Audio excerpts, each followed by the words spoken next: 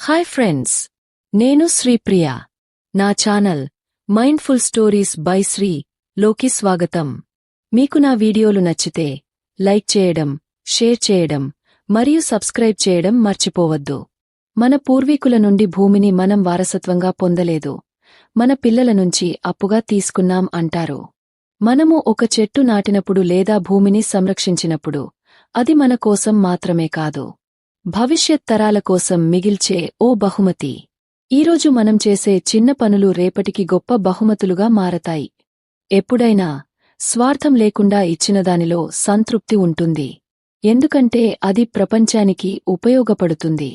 ఈ జీవిత సత్యాన్ని ఒక రాజు ఓ తోటమాలి దగ్గర నుండి నేర్చుకున్నాడు.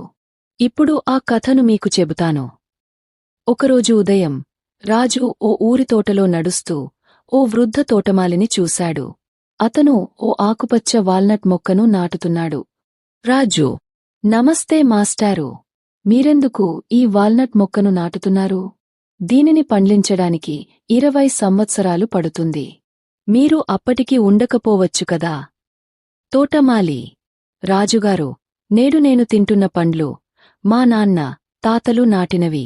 ఇప్పుడు నేను కూడా నా తర్వాతి తరాల కోసం నాటాలి కదా. ఆ మాటలు విని రాజు క్షణం మౌనంగా నిలిచిపోయాడు. నిజమైన ఆనందం అన్నది అందుకోవడంలో కాదు, ఇవ్వడంలో ఉందని తెలుసుకున్నాడు.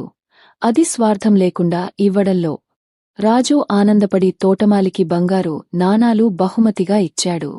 ఈరోజు మనం నాటే విత్తనాలు రేపు ఆనందపు అడవులుగా మారతాయి. స్వార్థం లేకుండా ఇవ్వండి, దయను నాటండి, ఆనందాన్ని కోయండి.